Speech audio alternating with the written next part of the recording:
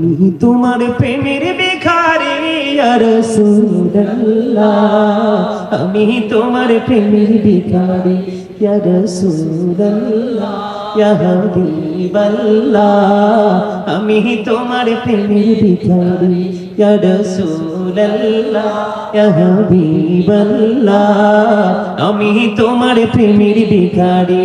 বলেন আমি তোমার প্রেমের ভিখারি ইয়া রাসূলুল্লাহ, আমি তোমার প্রেমের ভিখারি ইয়া রাসূলুল্লাহ, ইয়া হাবিবাল্লাহ, আমি তোমার প্রেমের ভিখারি। তোমার প্রেমের গোড়া সুরে নাই যে তুলনা, নাই যে তুলনা, গোড়া সুরে নাই যে তুলনা। তোমার প্রেমের গোড়া সুরে নাই যে তুলনা, নাই যে তুলনা, গোড়া সুরে নাই যে তুলনা। তোমার প্রেমে জিন্দা হইল উস্তনে হান্নানা ইয়া রাসূলুল্লাহ, আমি তোমার প্রেমের ভিখারি ইয়া রাসূলুল্লাহ, ইয়া হাবিবাল্লাহ, আমি তোমার প্রেমের ভিখারি।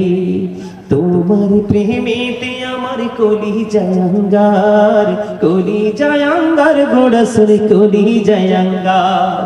তোমার প্রেমেতে আমার কলি জায়াঙ্গার, কলি জায়াঙ্গার, গোড়া সুরে কলি জায়াঙ্গার।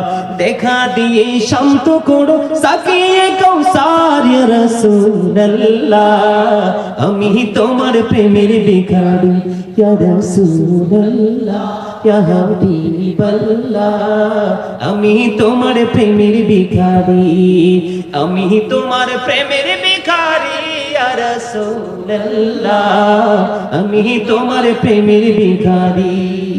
এই যাব উঠাও দেখাও ধন্য করো মোরে, ধন্য করো মোরে গোড়া সুরে ধন্য করো মোরে।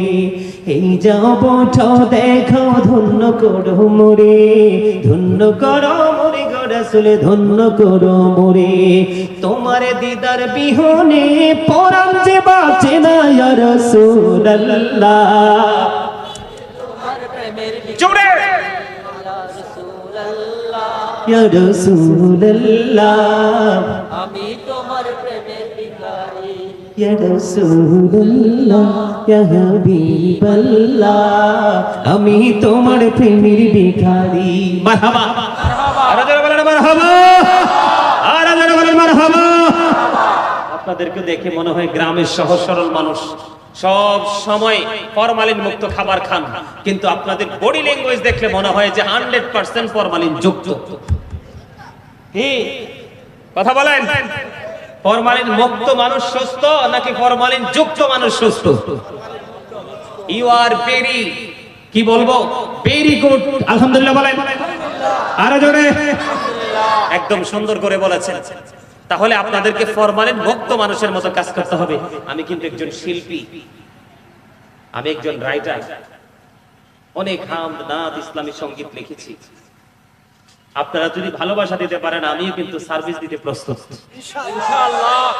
তবে আমার একটা স্বাস্থ্য বাইরে আমার খুব পছন্দ হয়েছে, ওই যে এটা, এই যে টুপি ছাড়া আপনার সামনেরটা, এইটা হ্যাঁ, খুব চমৎকার। তার বডি ল্যাঙ্গুয়েজ, তার স্মাইলিং, তার স্পিকিং খুব চমৎকার। আপনারা কল্পনা করতে পারবেন না সে এত সুন্দর করে আমার সাথে সুর মিলিয়েছে। আমিন বলেন, আরো জোরে, আরো জোরে। ভাই মনে রাখবেন, প্রেম কিন্তু চামড়ায় থাকে না, প্রেম কিন্তু স্কিনে থাকে না, প্রেম কিন্তু থাকে রুহে, আত্মা। এটা আপনার পারফরম্যান্স দিয়ে আপনি কি করতে হবে, দেখাতে হবে। কথা কি বুঝতে পারছেন? আমার কথায় কি আপনারা বিরক্ত? আরো জোরে বলেন, বিরক্ত? আমি আরেকটা কথা বলি, আপনারা কিন্তু দুরূদ সুন্দর করে পড়েন নাই, অনেকেই জবান বন্ধ রেখেছেন। কেন? আজকে রাত কিন্তু অলরেডি জুমার রাত চলতেছে। কি জুমার রাত চলতেছে? কেউ যদি মদিনাওয়ালার সাথে প্রেমের ডুরি লাগাইয়া, প্রত্যেকটা জুমার দিনে কেউ যদি মদিনাওয়ালার সাথে প্রেমের ডুরি লাগাইয়া 80 বার যদি দুরূদ পড়তে পারো গো, আমার রাসূল বলেছে তোমার 80 বছরের সগীরা গুনাহ আমার আল্লাহ মাফ করে দেয়। তুমি দুরূদ পড়তে পড়তে কেন বন্ধু তুমি ক্লান্ত হো? আমার আল্লাহ তো দুরূদ পড়তে পড়তে ক্লান্ত হয় না। আল্লাহর হাবিবের উপর দুরূদ সালাম দুরূদ পড়তেছে আল্লাহ রাব্বুল আলামিন আল্লাহর ফেরেশতাদেরকে নিয়ে। বলে হুজুর দলিল কি? আমরা সবাই মিলাদ শুরু করার আগে পড়ি ইন্নাল্লাহা ওয়া মালাইকাতাহু ইউসাল্লুনা আলান নবী ইয়া আইয়ুহাল্লাযীনা আমানু সাল্লু আলাইহি ওয়া সাল্লিমু তাসলিমা। আল্লাহুম্মা সাল্লি আলা সাইয়্যিদিনা মাশাআল্লাহ মুহাম্মদ ওয়া আলা আলি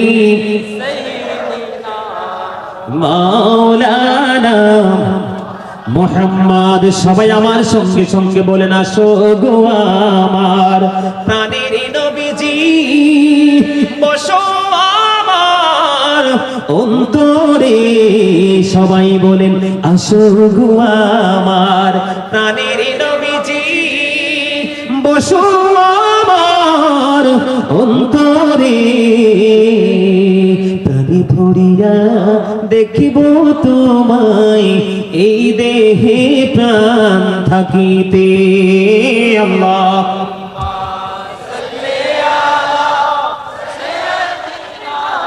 মাওলানা মুহাম্মদ ওয়া আলা আলি মাওলানা মুহাম্মদ। আবু জাহিল কুফাররা দেখল প্রাণের নবীকে, উম্মত হইয়া দেখলাম না তাই দুঃখ রইল মনেতে। আল্লাহুম্মা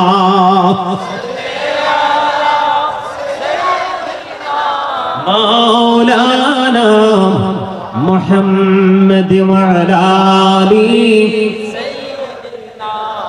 মাওলানা মুহাম্মদ। মদিনার মাটির তুই, তুই যে বড় ভাগ্যবান, তোরই মাঝে শুয়ে আছে প্রাণের নবী দুজাহান। আল্লাহুম্মা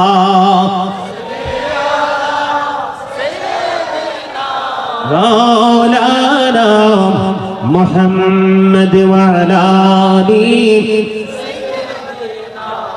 মাওলানা মুহাম্মদ। জোরে জোরে বলেন না আলহামদুলিল্লাহ। বলেন তো এতক্ষণ যেভাবে দরুদ পড়েছেন আর এখন যেভাবে দরুদ পড়েছেন কোনটা বেশি ভালো লাগছে?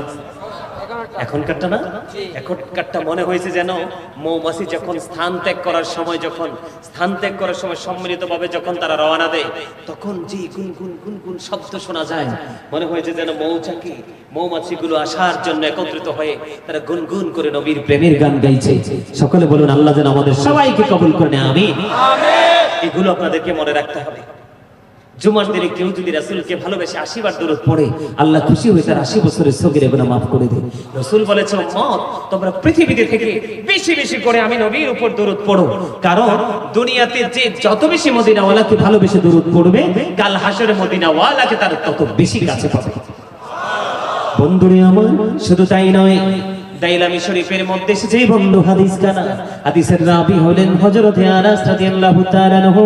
বন্ধুরে আমার নবী আপনার নবী দুজাহানের বাদশা নবী তিনি বলে দিয়েছেন কেউ যদি মদিনাওয়ালার সাথে প্রেমের ডোরি লাগাইয়া প্রতিদিন নারী হোক বা পুরুষ হোক, যুবক হোক বা যুবতী হোক, বৃদ্ধ হোক বা বৃদ্ধ হোক, যেই কোনো বয়সের মানুষই হোক না কেন, ঈমান নিয়ে কেউ যদি মদিনার নবীর সাথে প্রেমের ডোরি লাগাইয়া প্রতিদিন 1000 বার যদি দরুদ পড়তে পারো, আমার রাসূল বলেছে তুমি যতক্ষণ না পর্যন্ত জান্নাত তুমি মৃত্যুবরণ করার আগে দেখতে না পাবে ততক্ষণ তোমার মৃত্যু হবে না। জোরে জোরে বলেন না সুবহানাল্লাহ। এই জন্য আমি বলি দুরূদ শরীফ পড়ে যারা আশিকে রাসূল, বলিনি মিলাদ শরীফ পড়ে যারা আশিকে রাসূল, যিনি হলেন আল্লাহ তাআলা তার যিনি হবেন আল্লাহ তাআলার সৃষ্টি কুলের মূল দুরূদ শরীফ পড়ে যারা আশিকে রাসূল বলেনি দুরূদ শরীফ পড়ে যারা বলেনি মিলাদ শরীফ পড়ে যারা মিলাদে পড়ছে অবতালা ইমানদারের দল সে কাজ করছে নিরালা মিলাদে পড়ছে অবতালা ইমানদারের দল সে কাজ করছে নিরালা রহমতে পাবে ক্ষমা পাবে রহমতে পাবে ক্ষমা পাবে বলেছে রাসূল দুরূদ শরীফ পড়ে যারা আশিকে রাসূল বলেন মিলাদ শরীফ পড়ে যারা মিলাদ নবীদের সুন্নাত ভক্তি ভরে পালন করে সুন্নি জামাত সেই জামাতের নাম রেখেছে রাসূল মাকবুল দুরূদ শরীফ বলেন মিলাদ শরীফ পড়ে যারা আশিকে রাসূল মারহাবা বলেন আর জোরে বলেন না মারহাবা ধন্যবাদও দিতেন না মারহাবার মানি তো ধন্যবাদ দেওয়া এত সুন্দর করে গজলটা গাইলাম একটা ধন্যবাদ না দিলে কি হয় আরো জোরে বলেন হয় জোরে বলেন মারহাবা আরো জোরে আরো জোরে আরো জোরে আলহামদুলিল্লাহ কোন আরো জোরে আমি এইবার আমার আলোচনায় ঢুকবো মূল যে সাবজেক্ট আমার আলোচ্য বিষয় সেই বিষয়ের উপরে এবার আলোচনায় ঢুকবো সবাইকে মন দিয়ে শুনতে হবে আবারও বলছি you listening my lecture very attentively আমার কথা সবাইকে মন দিয়ে শুনতে হবে একদম কনফিডেন্সলি আত্মবিশ্বাস নিয়ে শুনতে রাজি আছেন তো ইনশাআল্লাহ আরো জোরে ইনশাআল্লাহ অনেক কষ্ট করে আসছেন আপনারা যদি আলোচনাটা মন দিয়ে শুনেন আমি অনেক বেশি খুশি হব সম্মানিত উপস্থিতি বর্তমানে আমাদের এই বাংলাদেশে নোংরামির কিন্তু শেষ নাই আপনারা দেখেন একটু বিবেচনা করে সকালে ঘুম থেকে ওঠার পরে আবার রাতের বেলা বিছানায় বা বাসায় ফিরে যাওয়া পর্যন্ত আপনি দেখেন আমাদের বাংলাদেশে মুসলমানিত্ব কতটুকু আছে এর মধ্যে আজকে অত্যন্ত গুরুত্বপূর্ণ একটা বিষয় নিয়ে আলোচনা করব সেটা হলো পোশাক কি আরো জোরে বলেন পোশাক কিন্তু আপনি ইচ্ছে করলেই যেই কোনো পোশাক পরতে পারবেন না শরীয়তের বিধান মেনে আপনাকে পোশাক পড়তে হবে কারণ আপনার আমার প্রাণের রাসূল যখন পৃথিবীতে কদম মোবারক বাড়িয়ে দিয়েছিলেন বরকতময় বিলাদত মোবারক হয়েছিল নবীজি যখন পৃথিবীতে এসেছিলেন বন্ধু নবীজির ফুফু হযরত সুফিয়া রাদিয়াল্লাহু তাআলা তিনি মনে মনে চিন্তা করলেন যে আমার মা আমিনার উদর থেকে পৃথিবীতে যেই নূরানী সন্তান এসেছে এটা ছেলে হলো না মেয়ে হলো এটা একটুখানি দেখতে যাই গভীর মনোযোগ আমি আমার বিষয়ের মধ্যে ঢুকতেছি কেউ কিন্তু কথা বলতে পারবেন না বন্ধু একটা লোক একটা আওয়াজ দিতে পারবেন না আমি আগেই বলেছি এই মাহফিল থেকে সবাই হেদায়েত নেবে না নেবে মুষ্টিময় কিছু মানুষ যারা আল্লাহ রাসূল এবং নিজেকে মুক্ত করার জন্য মানসিকতা নিয়ে এসেছে তাদের জন্যই হলো আজকের খাসনাসি বন্ধুরে আমার রাসূলের ফুফু সুফিয়া রাদিয়াল্লাহু তাআলা আনহা তিনি বললেন আমিনার উদর থেকে পৃথিবীর বুকে কে এসেছে কে এলো রে এই ধরা দামি অন্ধকার জগৎকে আলোকিত করার জন্য কারণ হলো বন্ধু আমার নবীজি যখন এই পৃথিবীর বুকে কদম মোবারক বাড়িয়ে দিল আমার রাসূল যখন এই দুনিয়ার বুকে কদম মোবারক বাড়িয়ে দিল ও বন্ধু ওটা দিনও ছিল না রাতও ছিল না দিন বলল দিনের দিকে দেওয়ার জন্য দিনে যদি দেয় দিন রাতের সাথে অহংকার করবে রাত বলল আমার মাঝে দাও আল্লাহ রাব্বুল আলামিন রাতের মাঝেও দিলেন না কারণ রাতের মাঝে যদি আসে রাহমাতুল লিল আলামিন রাত দিনের সাথে অহংকার করবে এই জন্য আমার আল্লাহ এমন একটা সময় বেছে নিলেন না দিন না রাত আলো ছিল না অন্ধকারও ছিল না পৃথিবীর দৃষ্টিভঙ্গি থেকে কিন্তু বন্ধু মা আমিনার উদর থেকে যখন প্রাণের রাসূল এই পৃথিবীর বুকে যখন কদম মোবারক বাড়িয়ে দিলেন নূরের আলোয় গোটা দুনিয়া নূরের আলোয় আলোকিত হয়ে গেল মা আমিনা বললেন আমি সিরিয়ার শাহী মহল সেই নূরের আলোতে স্পষ্ট দেখতে পেয়েছি যখন আমার কলিজার টুকরা নবী মুহাম্মদ পৃথিবীতে কদমটা বাড়িয়ে দিয়েছে ঠিক সেই সময় রাসূলের ফুফু সুফিয়া রাদিয়াল্লাহু তাআলা আনহা তিনি বললেন মা আমিনার ওদর থেকে পৃথিবীর বুকে কে আসলো একটু দেখতে যাই। দৌড়ে ছুটে চলে গেলেন অপ্রতিরোধ্য গতি নিয়ে। যখন বন্ধু মা আমিনার নিভৃত জীর্ণ কুটিরে যখন রাসূলের ফুফু সুফিয়া রাদিয়াল্লাহু তাআলা আনহা গেলেন, যাওয়ার পরে নবীজিকে যখন দেখতে গেলেন, যাওয়ার পরে এটা আমার বর্ণনা নয়, রাসূলের ফুফু সুফিয়া রাদিয়াল্লাহু তাআলা আনহার বর্ণনা। তিনি বললেন যে যখন নবীজি পৃথিবীর বুকে কদম মোবারক বানিয়ে দিল, দৌড়ে ছুটে গেলাম। যাওয়ার পরে এই নবীজির কাছে যাওয়ার আগে আগে ওই পৃথিবীর বুকে আপনার আমার প্রাণের নবীজির কাছে আল্লাহ রাব্বুল আলামিন কুদরতি এক নূরের চাদর আল্লাহ রাব্বুল আলামিন পাঠিয়ে দিলেন।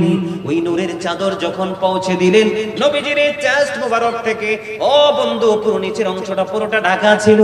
রাসূলের ফুফু সুফিয়া রাদিয়াল্লাহু তাআলা আনহা বললেন আমার নবীজির লজ্জাস্থান কেউ দেখতে পায় না। জোরে জোরে বলেন না সুবহানাল্লাহ। আমাদের পৃথিবীতে অনেক মানুষ বলে নবীজি নাকি আমাদের মতো, এটাকে আমরা বিশ্বাস করি। নবীজি কোন দিকে আমাদের মতো হতে পারে?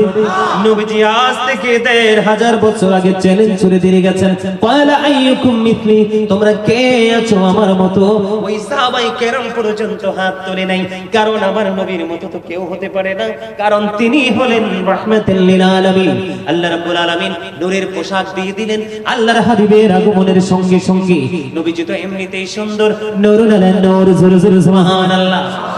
আলা হযরত অত্যন্ত চমৎকার ভাবে বলেছেন আমার নবীর মর্যাদা বোঝানোর জন্য। তিনি বলেছেন খালিকি কুল্লি আফিকু মালিকি কুল বানা দিয়া দুনো জাহাঁ আপকে কবজা ইখতিয়ার মে। জোরে জোরে বলেন না মারহাবা, আর জোরে বলেন না মারহাবা। सबसे औला वाला ई सबसे बाला वाला सबाई ओ सबसे औला वाला पी सबसे बाला वाला अपने मौला का प्यारा हमारा नबी, अपने मौला का प्यारा हमारा नबी, दोनों आलम का दुल्हा हमारा नबी, सबसे औला वाला सबसे बाला वाला। মারহাবা কল, ভাল লাগলো না? আরো জোরে বলেন না, আরো জোরে। আমার কাছে ভাল লাগে আলোচনার মাঝে মাঝে আসলে শান গাইতে, কেন না হাসান ইবনে সাবিত রাদিয়াল্লাহু তাআলা আনহু মসজিদে নববীর মিম্বরে দাঁড়িয়ে দাঁড়িয়ে এমনি গেয়েছিলেন সুবহানাল্লাহ। আর জোরে বন্ধুরে আমার, তাহলে নবীজি তো এমনিতেই সুন্দর, নবীজি নূরুন আলা নূর, আল্লাহর প্রিয় হাবিবুল্লাহ, আপনার আমার নবী রাহমাতুল লিল আলামিন, সিরাজুম মুনীরা, নূরুম মুবিন, সুস্পষ্ট আলো। তারপরেও আমার আল্লাহ আল্লাহর প্রিয় হাবিবুল্লাহর সঙ্গে নূরানি পোশাক যুক্ত করে দিয়েছে। আমার নবীজি আরো বেশি নূরানি গ্লেজি হয়ে গেল। আরো জোরে বলেন ঠিক না ঠিক? আরো জোরে। ঠিক তেমনি ভাবে সূরা ৩ এর মধ্যে আল্লাহ রাব্বুল আলামিন বলেছেন লাকাদ খালাকনাল ইনসানা ফি আহসানি তাকওয়িম। আমি যখন কোরআন তেলাওয়াত করব আপনারা আওয়াজ তুলে আল্লাহু আকবার বলবেন, তখন অনেক মজা লাগবে, অনেক ভালো লাগবে, ক্লান্তি দূর হবে। শয়তান আপনার আমার চিরশত্রু। আল্লাহ বলেছেন শয়তান is the eternal enemy of the believers. ঈমানদারদের প্রকাশ্য শত্রু হলো শয়তান। কিন্তু আল্লাহ রাব্বুল আলামিন মুমিন মুত্তাকি যারা তাদেরকে গুড নিউজ দিয়েছেন। আল্লাহ বলেছেন ইন্না কাইদা শাইতানি কানা দাঈফা, শয়তান ডিসিপশন ইজ ভেরি উইক। আল্লাহ রাব্বুল আলামিন বলেছেন শয়তান ঈমানদারের জন্য একেবারে দুর্বল। শয়তানের ধোঁকা আপনাকে আমাকে হাজার চেষ্টা করলে শয়তান ধোঁকা দিতে পারবে না। এবার আসেন, আল্লাহ রাব্বুল আলামিন আসমান, জমিন, চন্দ্র, সূর্য সকল সৃষ্টির মধ্যে আপনাকে আমাকে সুন্দর করে সৃষ্টি করেছেন। সুবহানাল্লাহ। এটা সূরা ৩ কোরআন শরীফের ৩০ পারা। আল্লাহ রাব্বুল আলামিন বলে দিয়েছেন এখন বন্ধু আমার আজকে আলোচনা হলো পোশাক, নারী এবং পুরুষের পোশাক। আমি আমার এই মিঞ্জির তলার গ্রামের, এই মিঞ্জির তলার গ্রামে, এই বাঁশখালী মিঞ্জির তলার আমার ভাই, আমার বাবা, আমি আমার মা, আমি আমার বোনদেরকে বলবো গো, আমি প্রতিদিন তোমাদের আঙ্গিনায় আসবো না, তোমাদের আঙ্গিনায় প্রতিদিন চাইলেও আসতে পারবো না। আমি আজকে এসেছি গো মা, ও আমার ভাই, আমার বাবারা, হৃদয় খুলে শোনো, আমি তোমাদেরকে বলে দিতে চাই, আল্লাহ রাব্বুল আলামিন মানুষকে সুন্দর করে সৃষ্টি করেছেন। এই সুন্দর মানুষকে আল্লাহ আরো বেশি সুন্দর করার জন্য আল্লাহ রাব্বুল আলামিন 3 শ্রেণীর পোশাক দিয়েছে। কয় শ্রেণীর পোশাক? আরো জোরে বলেন, কয় শ্রেণীর পোশাক? আল্লাহ খেয়াল করেন, আল্লাহ সূরা 3 এর মধ্যে আল্লাহ রাব্বুল আলামিন মানুষকে সুন্দর করে সৃষ্টি করেছে, এটা एग्जांपल দিয়েছে। বন্ধুরে আমার, কোরআন শরীফ 33 পারায় আরেকটা সূরা আছে বন্ধু, সূরা আল্লাহ রাব্বুল আলামিন বলেছেন, আল্লাহ রাব্বুল আলামিন কোরআন শরীফের 30 পারায় আরেকটা সূরা, সূরার নামটাই মুহূর্তে বলে নাই, তবে আয়াতটা আমি বলে দেই আপনাদেরকে। আল্লাহ রাব্বুল আলামিন বলে দিয়েছেন, ফি আইয়ি সূরাতিন মা শাআ রাক্কাবাক। জোরে জোরে করুন আল্লাহু আকবার। আল্লাহ ক্রিয়েটেড দ্য মাইন্ড। আল্লাহ সূরা ইনফিতর আল্লাহ রাব্বুল আলামিন বলে দিয়েছে, আল্লাহ রাব্বুল আলামিন মানুষগুলোকে আল্লাহর মন মতো করে, ইচ্ছে মতো করে বানাইছে। খেয়াল করেন, আল্লাহ আপনাকে একবার বলেছেন সূরা 3 এ সুন্দর করে বানিয়েছে, যেই সুন্দরটা সব কিছুর চাইতে সুন্দর। আল্লাহ রাব্বুল আলামিন সূরা ইনফিতরের মধ্যে বলে দিয়েছে, আল্লাহ মানুষকে আল্লাহর মন মতো করে, ইচ্ছে মতো করে বানিয়েছে। ওই মানুষগুলোকে আরো বেশি সুন্দর করার জন্য, আরো বেশি মন মতো করার জন্য আল্লাহ রাব্বুল আলামিন বান্দার জন্য পোশাক বরাদ্দ দিয়ে দিয়েছে। যেই পোশাক মানুষের লজ্জাস্থানকে ঢেকে রাখে, মানুষকে পোশাকের কারণে বন্ধু মর্যাদার অধিকারী করে। আরেকটা পোশাক হলো তাকওয়ার পোশাক, যেই পোশাক মানুষকে আল্লাহর মনোনীত হওয়ার জন্য সাহস যোগায়।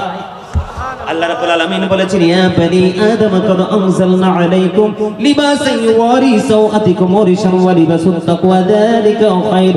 আল্লাহ রাব্বুল আলামিন বলেছে, হে আদম সন্তান, আল্লাহ রাব্বুল আলামিন বলেছেন, আল্লাহ রাব্বুল আলামিন আদম সন্তানকে ডেকে বলেছেন, আমি তোমাদের জন্য 3 শ্রেণীর পোশাক দিয়েছি। এর মধ্যে প্রথম পোশাক হলো, তোমাদেরকে আমি পোশাক দিয়েছি লজ্জাস্থান ঢাকার জন্য। কারণ লজ্জাস্থান যখন একজন মানুষের দেখা যায়, তার সৌন্দর্যের মধ্যে ঘাটতি আসে। কথা বলেন না কেন? মানুষ যদিও সুন্দর, কিন্তু যদি লজ্জাস্থান দেখা যায়, তাকে কি সুন্দর দেখায়? আরো জোরে বলেন। আল্লাহ রাব্বুল আলামিন বান্দার জন্য 3 শ্রেণীর পোশাক দিয়েছেন। একটা হলো লজ্জাস্থান ঢাকার পোশাক, যেটা আমরা প্রতিদিন কন্টিনিউয়াসলি পরি, আজকে আপনারা পরে এসেছেন। নরমাল লুঙ্গি, পায়জামা, প্যান্ট, ঠিক কিনা বলেন? দ্বিতীয়টা হলো বন্ধু সাজের পোশাক। দ্বিতীয়টা হলো কিসের পোশাক? দ্বিতীয়টা হলো সাজের পোশাক। যেই পোশাক পরলে মানুষ যত সুন্দর, মানুষ যত সুন্দর, তার চাইতে আরো বেশি সুন্দর দেখা যায়, ঠিক কিনা বলেন? দুটো পোশাক আছে না নাই? বাস্তবতার সাথে মিল আছে না নাই? এরপরে আসেন বন্ধু 3 নাম্বার পোশাক হলো তাকওয়ার পোশাক। লিবাসুত তাকওয়া যালিকা খায়র। আল্লাহর কাছে সবচেয়ে উত্তম, সবচেয়ে পছন্দের পোশাক হলো তাকওয়ার পোশাক। এই জায়গাটার মধ্যেই হলো বন্ধু পুরো রহস্য। আপনি লজ্জাস্থান ঢাকার পোশাক পরেন, সাজের পোশাক পরেন, তবে এই দুইটার পরে এসেছে তাকওয়ার পোশাক, যেই পোশাক আল্লাহর মনোনীত, আল্লাহর পছন্দের। আমি পুরুষ দিয়ে শুরু করি, এই জন্য আমি আজকে আয়াত তেলাওয়াত করেছি, কু আনফুসাকুম ওয়া আহলিকুম নারা। আল্লাহ বলেছেন, save yourself and your families from the fire. তুমি জাহান্নাম থেকে বাঁচো, তোমার পরিবারকেও জাহান্নাম থেকে বাঁচাও। ও বন্ধু, আমরা সবাই আহলে সুন্নাত ওয়াল জামাতের অন্তর্ভুক্ত। আমরা মদিনাওয়ালার পাগল, আমরা মদিনাওয়ালার প্রেমিক, আমরা মদিনাওয়ালার সাথে প্রেমের ডোরে লাগিয়ে জীবন, এই দুনিয়া থেকে জীবন উৎসর্গ করতে চাই। এই জন্য আমি যদিও কুমিল্লা থেকে এসেছি, আপনারা যদিও চট্টগ্রামী মিঞ্জির তলায় আছেন, কিন্তু বন্ধু আপনার আমার জীবন কিন্তু একই সুতোয় গাঁথা, ঠিক কিনা বলে? আমরা সবাই কিন্তু একই কাফেলার, আমরা একই পাগল, একই পরিবার আমরা, কারণ মদিনাওয়ালার পাগল আমরা, ঠিক কিনা বলেন? এই জন্য আমি আজকে আপনাদেরকে বাঁচাবো, কারণ হাদিস শরীফের মধ্যে এসেছে, আমার দিকে তাকান, ভেরি বন্ধু, ভেরি ইম্পর্টেন্ট সাবজেক্ট, গুরুত্বপূর্ণ ইস্যু। আমি আজকের মাহফিল কমিটিকে অন্তর থেকে মুবারকবাদ জানিয়ে শেষ করতে পারবো না যে তাদের মাথায় এমন গুরুত্বপূর্ণ, বর্তমানে সবচেয়ে নষ্ট জিনিস হলো পোশাক। নারীও পোশাক পরার পরে লজ্জাস্থান দেখা যায়, পুরুষও পোশাক পরার পরে লজ্জাস্থান দেখা যায়, ঠিক কিনা বলেন? আর জোরে বলেন, যার লজ্জা নাই তার ঈমান নাই, যার ঈমান নাই তার কবর, হাসর, মিজান, ফুলসিরাত কোনটাই নাই, কারণ তার ঠিকানা হলো জাহান্নাম। You have to go to hell, তোমাকে মাস্ট বি চলে যেতে হবে জাহান্নামে। আর যদি তুমি আজকে গাজী সুলাইমান আল কাদরির আলোচনা শোনার পরে তুমি যদি তোমার লাইফ স্টাইলকে চেঞ্জ করতে পারো, কি করতে পারো? তুমি যদি তোমার পথ চলায়, তোমার চিন্তা, তোমার থিংকিং এর মধ্যে যদি স্টাইল চেঞ্জ করতে পারো, তাহলে তোমার ঠিকানা হবে তার বিপরীত দিকে, গো টু প্যারাডাইস। তোমাকে বলবে তুমি জান্নাতে চলে যাও। বন্ধুরি আমার দিকে দেখেন, এখানে গুরুত্বপূর্ণ ইস্যু হলো বন্ধু, সারা জীবন তো নারীর পোশাকের কথা শুনেছেন, পুরুষের পোশাক কত গুরুত্বপূর্ণ। তাকওয়ার পোশাক বলতে কি বোঝায়? আমার দিকে দেখেন, পুরুষের পোশাক লুঙ্গি হোক, প্যান্ট হোক, পায়জামা হোক, ট্রাউজার হোক, যেই কোনো কিছুই আপনি পরেন না কেন, কারণ উপর দিয়ে থাকতে হবে নাভি বরাবর, অথবা নাভির উপরে, আবার বলছি উপর দিয়ে থাকতে হবে নাভি বরাবর অথবা নাভির উপরে, আর নিচে দিয়ে থাকতে হবে হাঁটুর নিচে, টাকনোর উপরে। এই কন্ডিশন, এই যে শর্ত, এই কন্ডিশন, এই শর্ত মেনে পোশাক পরা একজন ইমানদার পুরুষের জন্য ফরজ। সুবহানাল্লাহ বলেন। বুঝতে পারছেন নি? ফরজ, ফরজ সবচেয়ে গুরুত্বপূর্ণ হুকুম। আবারও বলছি, অনেক মুরব্বীদেরকে রাস্তা দিয়ে হাঁটলে দেখা যায় মনে হয় যে এত নিচে লুঙ্গি ঝুলিয়ে পড়েছে, মনে হয় রাস্তা ঝাড়ু দিচ্ছে। আছে না নাই? আরো জোরে বলেন। বর্তমান সময়ে ম্যাক্সিমাম মধ্যবয়সী এবং ইয়াং জেনারেশনের ছেলেদেরকে দেখা যায় বন্ধু টাকনোর এত নিচে নিয়ে প্যান্টটা পরে, জুতার তলা, জুতার যে নিচের অংশ পুরো ইনটেক থাকে, কিন্তু প্যান্টের যে নিচের অংশটা ক্ষয় হয়ে যায়। আছে না নাই? আমি আপনাদেরকে আজকে বলে দেই, সায়েন্টিফিকদের বক্তব্য, যেই পুরুষের পোশাকটা টাকনোর নিচে চলে যাবে, দুইটা এফেক্ট। সায়েন্টিফিকদের বক্তব্য হলো, ওই ছেলেটা, ওই ইয়াং মেয়ে, যুবকটা জৈবিক চাহিদা মেটাতে পারবে না, যৌবনের দিক থেকে তারা অতীব দুর্বল হয়ে পড়বে। নাউজুবিল্লাহ বলেন। সায়েন্টিফিকদের বক্তব্য, তাদের যৌবন শুধু কমতে থাকবে, তারা দুর্বল হতে থাকবে যদি কন্টিনিউয়াসলি বন্ধু টাকনোর নিচে ঝুলিয়ে পোশাক পরে। আর হাদিস শরীফের মধ্যে এসেছে, আপনার হাঁটুর নিচে, টাকনোর উপরে যদি পোশাকটা আপনার না থাকে, এই পোশাকটা যদি বন্ধু কোথায় চলে যায়, টাকনোর নিচে যদি চলে যায়, আপনার ওই ঠিকানা হয়ে যাবে জাহান্নাম। এবার আপনি বুঝে নিন, পোশাক কিন্তু পরেছেন ঠিকই, কিন্তু কোন কন্ডিশনে পড়েছেন আমি একটু আপনাদেরকে কোট করে নেই বন্ধু। আপনারা এগুলো যত্ন সহকারে এগুলো স্মরণ করবেন, শ্রবণ করবেন, হৃদয়ে সেটআপ করে নিয়ে যাবেন। বর্তমান যুগের ছেলে মেয়েরা, মেয়েদের সাবজেক্ট পড়ে আসছি, বর্তমান যুগের যে ছেলেরা পোশাক পরে, তাদের প্রত্যেকটা পোশাক হলো বেঈমান কাফেরদের স্টাইলের। ঠিক এত আস্তে কেন? তাহলে কি আমি মনে করব আমার নবীজি বলেছেন আল হাক্কু মুররুন, হক কথা তিতা? আমি কি এটা মনে করব? আপনাদের কাছে কি হক কথা তিতা লাগতেছে? আমার কথাকে খারাপ লাগে? কারণ আমি আপনাদের শত্রু নই, আপনাদের মধ্যে দোষ থাকতে পারে, আমি এসেছি দোষ মুক্ত করার জন্য। কথা বলেন। আমি আপনাদেরকে বলে দিতেছি, আল্লাহ রাব্বুল আলামিন, নবীজি বলেছেন হক কথা তিতা, কিন্তু আল্লাহ রাব্বুল আলামিন বলেছেন, কইতাম নি? বলবো আরো জোরে। আল্লাহ রাব্বুল আলামিন বলেছেন আকুলু কাওলান সাদীদা, আল্লাহ বলেছেন সে দা রাইট থিং, যদিও তিতা লাগে কন্টিনিউয়াসলি সত্যটাই বলে যা। অর্ডার কার? আল্লাহ। আরো জোরে বলেন না কার?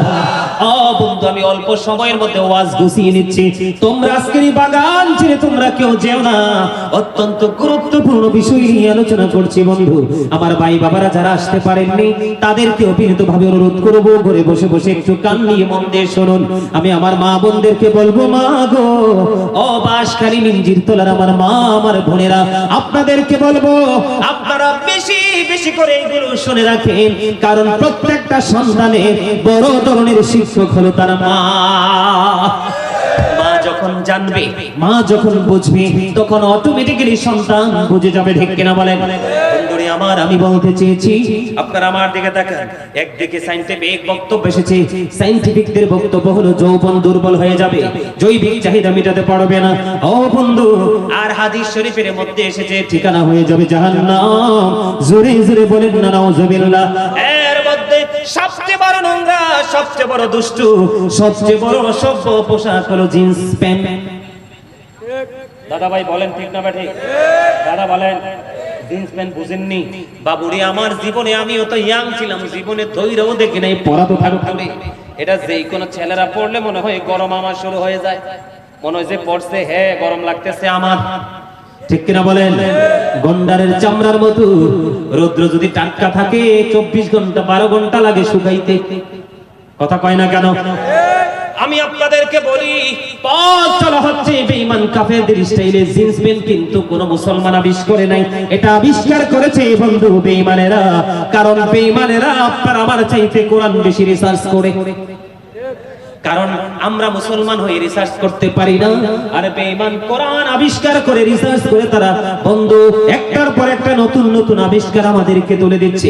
সব কিছু আসছে এই কোরআন থেকে বন্ধু। এইজন্য আল্লাহ রাব্বুল আলামিন কোরআনে বলেছে বেঈমান কাফেরকে ফলো করো না। আল্লাহ বলেছেন ইন্নাল কাফিরিনা কানু লাকুম আদুওয়াম মুবিনা। আল্লাহ বলেছেন the heretics are the eternal enemy of the believers। ঈমানদারদের প্রকাশ্য শত্রু হলো বেঈমান কাফেরেরা। দাওয়াত তুলে তুলে বলেন না নাউজুবিল্লাহ। বন্ধুরে আমার, আমার দিকে তাকান। আমাদের জন্য আল্লাহর হাবিব দিয়েছেন মেসওয়াক। কি মেসওয়াক? আল্লাহ রাসূল বলেছেন, ও আমার উম্মতেরা, তোমরা জানো না তোমাদের উম্মত, তোমাদের কষ্ট হবে, এই জন্য আমি তোমাদেরকে মেসওয়াকটা প্রত্যেকটা নামাজের পূর্বে করতে বলিনি। যদি তোমাদের কষ্ট না হতো তাহলে আমি বলতাম প্রত্যেকটা নামাজের পূর্বে তোমরা মেসওয়াক করো, কিন্তু মেসওয়াক করলে তো মুখের দুর্গন্ধ বের হয়ে যায়, মুখ পবিত্র হয়ে যায়, একটা সুন্নাত আদায় হয়ে যায়। কিন্তু আমরা মেসওয়াক না করে আমরা ব্রাশ করতেছি। আপনারা জানেন না এই ব্রাশ আবিষ্কার করেছে এই বেঈমানেরা, এই ব্রাশ আবিষ্কার করে মেসওয়াককে হত্যা করে ফেলেছে। এই যে নারীদের জন্য পাতলা পোশাক আর পুরুষদের জন্য ইসলাম বিদ্বেষী পোশাক তৈরি করে মুসলমানদের ধর্মীয় পোশাককে কবর দিয়েছে, ঠিক যেমনি ভাবে আমরা ছোট থাকতে মা আমাদেরকে ফোরকানিয়া মাদ্রাসায় পাঠাতেন সকালবেলা। আপনারা পাঠাইছেন কিনা? সকালবেলা ফোরকানিয়া মাদ্রাসা মানে মক্তব, আমাদেরকে মক্তবে পাঠাতো, আলিফ বা তা তা আমরা এগুলো শিখতাম। কিন্তু বন্ধু এখন বেঈমানেরা টেকনিক অবলম্বন করেছে, মুসলমানের ঘর থেকে রহমত থেকে মুসলমানকে বঞ্চিত করব। এটার জন্য কি প্রয়োজন? তারা কিন্ডারগার্টেন আবিষ্কার করে দিলেন। আর এই কিন্ডারগার্টেন আবিষ্কার করে বন্ধুরে আমার, এখন দেখেন বাচ্চারা সকালে আর ফোরকানিয়া মাদ্রাসায় যায় না, বাচ্চার সাথে সাথে মাও ফজরের রাত থেকে সাজতে থাকে, সকাল ভোরে উঠে কিন্ডারগার্টেনে চলে যায়। এগুলো অত্যন্ত সূক্ষ্ম বিষয়, আপনারা চিন্তা করবেন। আমি সেই দিকে যাচ্ছি না বন্ধু। এবার আসেন, তাহলে আমরা কি বুঝতে পারলাম কোরআন এবং হাদিস থেকে? কোরআন এসেছে বন্ধু নাভি বরাবর অথবা নাভির উপরে, আর নিচে দিয়ে হাঁটুর নিচে চাকর উপরে রেখে পোশাক পরা ফরজ। এই পর্দা, এটা হলো পুরুষের জন্য পর্দা, এই পর্দা করা পুরুষের জন্য ফরজ। এই পর্দা যদি করতে না পারো তাহলে তোমার ঠিকানা হয়ে যাবে জাহান্নাম। এবার আসেন আমার দিকে তাকান, বলে হুজুর আমি আপনার কথা মতো চলবো না, আমি আপনার কথা মতো চলবো না, আমি আমার কথা মতো চলবো। এখন আমাদের ছেলেরা জিন্স প্যান্ট পরে নামাজ পড়তে যায় কে যায় না? জুমার দিনে যায় কে যায় না? ওয়াল্লাহি আল্লাহর কসম করে বলছি রে, আমি এই পর্যন্ত অনেকবার দেখেছি বন্ধু, একটা ছেলে গেঞ্জি পরেছে অথবা শর্ট একটা শার্ট পরেছে, শার্ট পরে ছেলেটা নামাজ পড়তে গেল, রুকু যখন দিতে গেল আপনি দেখেন 100% পিছন দিয়ে তার লজ্জাস্থান দেখা যায়। আরো জোরে বলেন, আল্লাহ রাসূল বলেছে বন্ধু তোমরা জিনা থেকে যদি বেঁচে থাকতে চাও, ব্যভিচার থেকে যদি বেঁচে থাকতে চাও, সমকামিতা থেকে যদি বেঁচে থাকতে চাও, সমকামিতা বোঝেননি? পুরুষ পুরুষের মাধ্যমে বন্ধু যৌন চাহিদা মিটানো, যেটা লূত আলাইহিস সালামের জামানায় ছিল, এটা আখিরি জামানার নবীর জামানায় থাকার কথা না, কিন্তু এখনো সমকামিতা চলছে। কথা বলেন না কেন? এই জন্য আল্লাহ রাসূল বলেছে, একটা উপযুক্ত যুবক আর একটা উপযুক্ত যুবকের সঙ্গে একই কাঁথার নিচে খাটে ঘুমায়ও না। দেখেন ইসলাম কত সেনসিটিভ। আল্লাহর হাবিব বলেছেন, একজন যুবক, একজন পুরুষ আর একজন পুরুষের লজ্জাস্থানের দিকে তাকায়ও না। কারণ বলে লজ্জাস্থানের দিকে তাকাইলে সমস্যাটা কি? লজ্জাস্থানের দিকে তাকাইলে আপনি লজ্জাস্থান তো দেখবেন চোখে। কিভাবে? চোখে নোংরামি দেখার পরে এই নোংরামি কিন্তু চলে যাবে আপনার কলবে। আর যখন আপনার কলবে নোংরামিটা চলে যাবে, তখনই আপনার ফিজিক্যাল নোংরামির মানসিকতা তৈরি হয়ে যাবে। কারণ শয়তান তো সেই অপেক্ষায় থাকে। ঠিক কিনা বলেন? হুজুর, একটা ছেলে যখন জিন্স প্যান্ট পরে অথবা নাভির নিচে কোনো পোশাক পরে যখন নামাজের পথে যায়, পিছনের কাতার থেকে আরেকটা ছেলে তার লজ্জাস্থান দেখতে পায়। কারণ চোখের জিনা হলো দেখা। জিনাল আইনি নজরু, চোখের জিনা কি? কথা বলেন, জোরে বলেন। বলেন না, আপনারা বললে আপনাদের জড়তা চলে যাবে। আপনাদের মনে থাকবে বন্ধু, চোখের জিনা কি? চোখের অপরাধ কি? তাহলে আপনি নিজেই অপরাধী। আপনার পিছনের কাতারে পবিত্র মসজিদের মতো খানায়, বাইতুল্লাহর মতো জায়গায় আরেকজনকে আপনি নোংরামি আপনার মন্তরে ঢুকাই দিলেন। কথা বলেন না কেন? আমার ওয়াজ কি ভালো লাগে আপনাদের কাছে? শুনতে মনে চায়? বন্ধু গো, হৃদয় খুলে একটুখানি কষ্ট হলেও শোনো। কারণ জীবন অল্প সময়ের, কিন্তু কবর দীর্ঘ সময়ের শেষ হবে না। ঠিক কিনা বলেন? বন্ধু মিঞ্জির তলার আমার যুবক বন্ধুরা, হৃদয় খুলে শোনো রে। আমরা মুসলমান হইছি ঠিকই জন্মগতভাবে, কিন্তু শিক্ষিত মুসলমান এখনো হতে পারি নাই। কারণ এখন কমার্শিয়াল বক্তা যারা, তাদের আলোচনা মানুষ শুনতে যায়। যারা টিকটকে ভাইরাল বিতর্কিত বক্তব্য দেয়, তাদেরকে 10 মিনিটের জন্য শুটিং স্পট মনে করে ধরতে আসে। সত্যিকারের আলোচনা যদি মানুষ শুনতো, তাহলে আমাদের বাংলাদেশের মুসলমানের এত অবক্ষয় হতো না। কথা বলেন না কেন? আমি আপনাদেরকে বলে দিতে চাই, এই জন্য বন্ধু, একটা যুবতী আর একটা যুবতীর লজ্জাস্থানের দিকে তাকাতে পারবে না। একটা উপযুক্ত যুবতী আর একটা যুবতীর সাথে একই খাটে একই কাঁথার নিচে, যুবক আর একটা যুবকের সাথে একই কাঁথার নিচে ঘুমাতে পারবে না। তাহলে তোমাদের সমাজ থেকে জিনা সমকামিতা উঠে যাবে। আমার সুবহানাল্লাহ বলেন না? আরো জোরে বলেন না? এবার আসেন, তুমি একদিকে রুকুতে গেলে, পিছনের দিক দিয়ে লজ্জাস্থান দেখলো, আরেকজনকে অপরাধী বানাইলা। আমি নবীজির জামানার কথা বলছি। আল্লাহ রাসূল একদিন বন্ধ মসজিদে অবস্থান করতেছেন, হঠাৎ করে একজন এসে নামাজের নিয়ত বেঁধে ফেললেন। আল্লাহ রাসূল ডাক দিয়ে বললেন, তুমি ওযু করে আসো। খেয়াল করেন, সে কিন্তু নামাজের নিয়ত বেঁধে ফেলছে। আল্লাহর হাবিব বললেন, তুমি ওযু করে আসো। তিনি ওযু করতে গেলেন, ওযু করে এসে তিনি আবার নামাজের নিয়ত বাঁধলেন। নবীজি আবার বললেন, তুমি ওযু করে আসো। তিনি আবার ওযু করতে গেলেন, নামাজ ভেঙে আবার তিনি বন্ধু এসে ওযু করে এসে আবার নামাজের নিয়ত বাঁধলেন। আল্লাহর হাবিব আবার বললেন, তুমি ওযু করে আসো। তিনবার তিনি ওযু করতে গেলেন। তারপর একজন প্রশ্ন করলেন, ইয়া রাসূলুল্লাহ, ইয়া হাবিবাল্লাহ, নবী গো, ও প্রাণের নবী, আপনি বারবার বলতেছেন ওযু করার জন্য। ইয়া রাসূলুল্লাহ, ইয়া হাবিবাল্লাহ, নবী গো, আপনি কেন গো বারবার ওযু করতে বলছেন?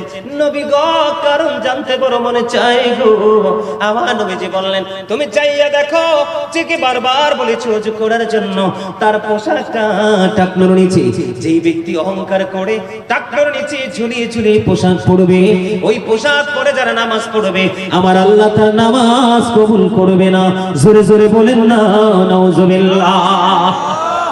তাহলে কি বুঝতে পারলাম আমরা? তাহলে শরীয়তের সীমা লঙ্ঘন করে পোশাক পরা যাবে না। আল্লাহ যেভাবে পোশাক পরতে বলেছে, আল্লাহ রাসূল যেভাবে পোশাক পরতে বলেছে, আমরা ঠিক সেইভাবেই পোশাক পরব। এটা আমাদের জন্য ফরজ। পড়লে আমাদের সবকিছু ঠিক থাকবে। ঠিক না? ঠিক? আরো জোরে বলেন, আরো জোরে বলেন। এবার আসেন, আমাদের সমাজে অনেকে টকটকে লাল পাঞ্জাবি পরে কি পরে না? আরো জোরে, আরো জোরে। একবারে টকটকে লাল পাঞ্জাবি পরেনি? পরে। আরো জোরে বলেন না পড়েনি? বন্ধু আমি তোমাদেরকে বলে দিতে চাই, আল্লাহর হাবিব এক হাতে নিলেন রেশমি কাপড় আর এক হাতে নিলেন স্বর্ণ। আমাদের দেখবেন অনেক বিদেশি ভাইয়েরা অনেক সময় দেখবেন স্বর্ণের মোটা চেইন গলায় দিয়ে রাখে, আছে না নাই? বিশেষ করে ইউরোপিয়ান ছেলেরা অনেক সময় হাতের মধ্যে সোনার আংটি ব্যবহার করি। একদিকে রেশমি কাপড় এক হাতে নিলেন আর এক হাতে নিলেন সোনা। আমার রাসূল বললেন, ওই যে পোশাক নিয়ে আলোচনা, এই জন্য বলছি, আল্লাহর হাবিব বলেছেন এই দুইটা জিনিস আমার উম্মত পুরুষের জন্য টোটালি হারাম। জোরে জোরে বলেন না আল্লাহু আকবার। কি কাপড়? রেশমি কাপড় এবং স্বর্ণ। কোন অজুহাতে হাতে স্বর্ণ আংটিও দিতে পারবেন না বন্ধু। আল্লাহ রাসূল বলেছেন, আল্লাহর হাবিব কালো কাপড় পরেছেন, সবুজ পোশাক পরেছেন, সাদা পোশাক পরেছে, কিন্তু নবীজি লাল পোশাকের ক্ষেত্রে বলে দিয়েছেন, লাল আমার উম্মত পুরুষরা লাল কাপড় পরিধান করতে পারবে না, লাল পোশাক পরিধান করতে পারবে না, কারণ এটা হলো মাকরুহে তাহরিমি, হারামের অন্তর্ভুক্ত। বুঝতেছেন নি কোন কন্ডিশনে পোশাক পরবেন? বুঝতে পেরেছি। আল্লাহ রাসূল বলেছেন, তোমরা বেশি বেশি করে সাদা পোশাক পরো। কি করো? বেশি বেশি করে সাদা পোশাক পরো, এবং তোমাদের আপন স্বজন যখন ইন্তেকাল করবে তাদেরকেও সাদা পোশাক পরায়া, কাফন পরায়া তাদেরকে কবরে পাঠায়া দাও। জোরে জোরে কন্যা সুবহানাল্লাহ। তাহলে সাদা পড়তে হবে কি হবে না? বেশি বেশি করে বলো, হুজুর অন্য কিছু পড়তে পারবো না? অবশ্যই পড়বো। যেমন আমরা গরম আসলে বেশি সাদা পোশাক পরি না, কেন? শরীর ঘেমে যায়, ময়লা লাগলে দেখা যায়।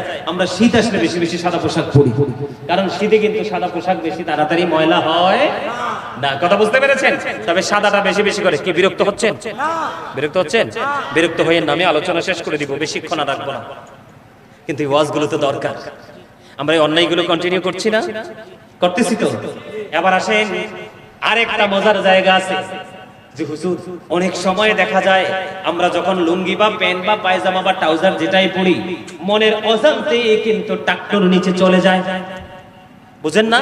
মানে আপনি ঠিক করেই পড়ছেন, মানে আমি ঠিক করেই পড়ছি, কিন্তু হঠাৎ করে যায় দেখলাম কি হয়ে গেল, এটা টাকটুর নিচে, মানে একেবারে ল লেভেলে চলে গেল। যায় না? যায় না?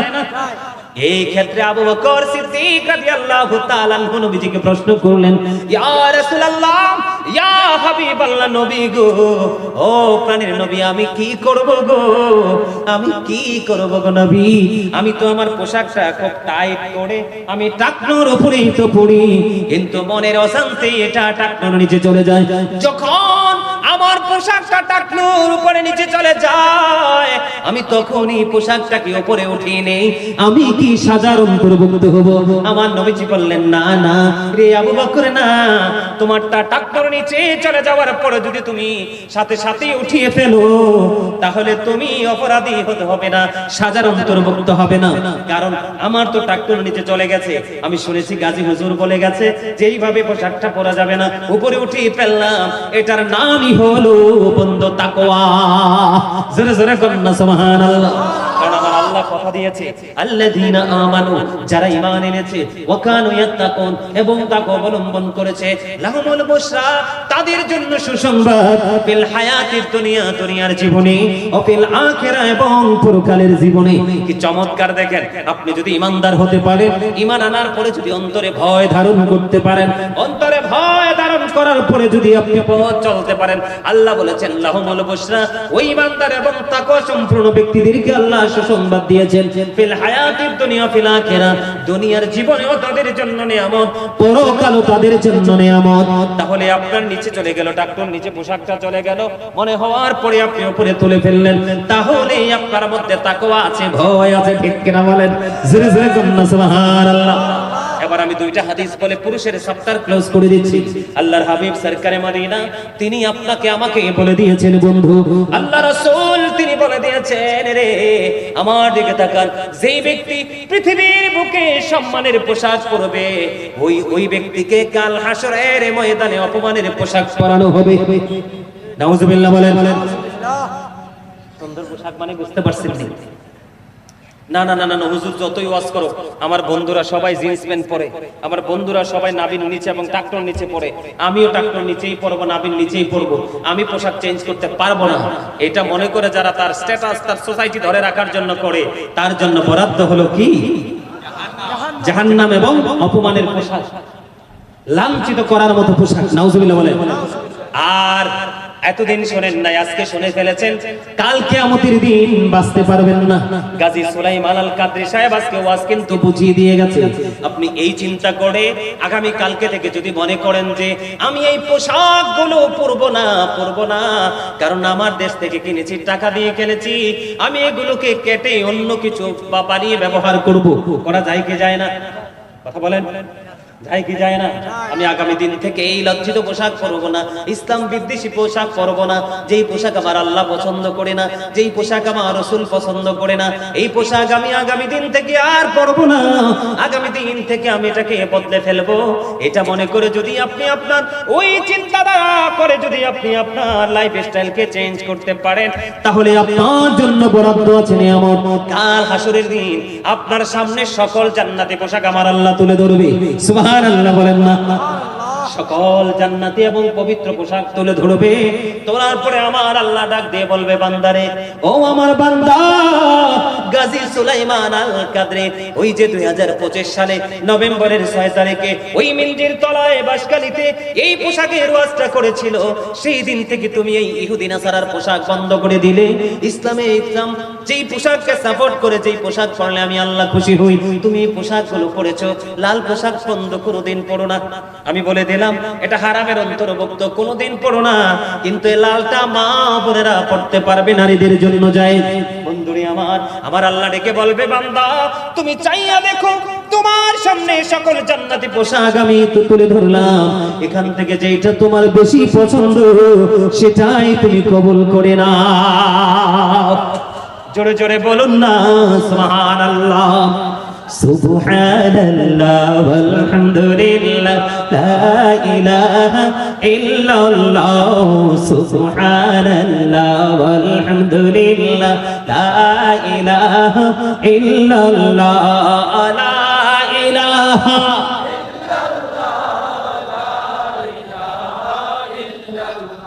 আরশি কুরসি লৌহ কলম সৃষ্টি যার ওসিলা। আরশি কুরসি লৌহ কলম সৃষ্টি যার ওসিলা। নিজে আল্লাহ খুশি হইয়া নাম রাখলেন হাবিবুল্লাহ। সুবহানাল্লাহ ওয়ালহামদুলিল্লাহ ইল্লাল্লাহ। সুবহানাল্লাহ ওয়ালহামদুলিল্লাহ। ওমা জোরে জোরে লা ইলাহা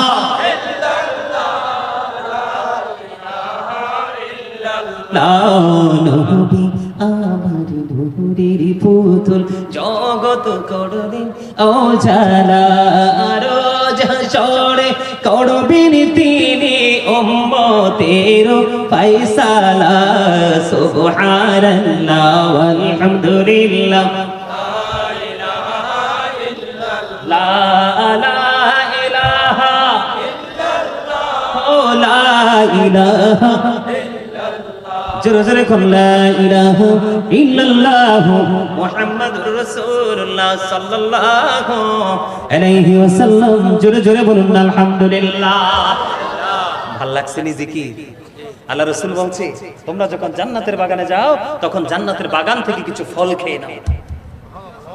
ইয়া রাসূলুল্লাহ, জান্নাতের বাগানে কি ফল খাওয়া যায়? জান্নাতের বাগানে কি ফল আছে? কয় হ। ও নবী, কি ফল? আমার নবীজি বললেন, সুবহানাল্লাহ বলো, জান্নাতীদের জন্য জান্নাতি ফল, আলহামদুলিল্লাহ বলো, আল্লাহু আকবার বলো, লা ইলাহা ইল্লাল্লাহ বলো। আপনারা আমরা যারা আজকে জান্নাতের বাগানে, সবাই আমরা জান্নাতের মেহমান, আর আমাদের জন্য জান্নাতি ফল হলো আজকে মাওলার জিকির। আরো জোরে মোহাব্বত করে জিকির করলে লাভ না লস? আরো জোরে সুবহানাল্লাহ বলেন, আলহামদুলিল্লাহ বলেন, আল্লাহু আকবার বলেন, লা ইলাহা ইল্লাল্লাহ মুহাম্মাদুর রাসূলুল্লাহ সাল্লাল্লাহু আলাইহি ওয়াসাল্লাম। জোরে জোরে বলুন না আলহামদুলিল্লাহ। এবার আসেন বন্ধু, আমি আপনাদেরকে বলে দিই, কারণ হুজুরদের কথা অমান্য করে বেশি ধনী মানুষরা।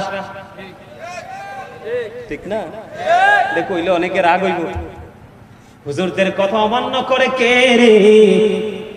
ধনী মানুষেরা, যারা দুনিয়ার ধনী, যারা ওপারের ধনী, তারা হলো ম্যাক্সিমাম দুনিয়ার গরিব। ঠিকটা মজা হইছে না? আরে জোরে! The rich are not always happy. ধনীরা সব সময় সুখী নয়। The poor are born to suffer. গরিবরা জন্মগ্রহণ করেছে দুঃখ ভোগ করার জন্য। আচ্ছা, কি বলেন? কি পৃথিবীতে নবী রাসূলের কথা সর্বপ্রথম মান্য করেছে আনায় আনায় গরিবরা, বেয়াদবি করেছে ধনীরা। নবী যখন মেরাজে গেলেন, জান্নাতের দিকে নজর দিয়ে চাইয়া দেখলেন জান্নাতের মধ্যে গরিব মানুষ বেশি আর পুরুষ লোক বেশি। আর জাহান্নামের দিকে নজর দিয়ে চাইয়া দেখলেন আমার রাসূল জাহান্নামের মধ্যে ধনী মানুষ বেশি আর মহিলা বেশি। নাউজুবিল্লাহ বলেন, আরো জোরে, আরো জোরে। আল গিনা গিনান নাফস, প্রকৃত ধনী হলো আত্মার ধনী।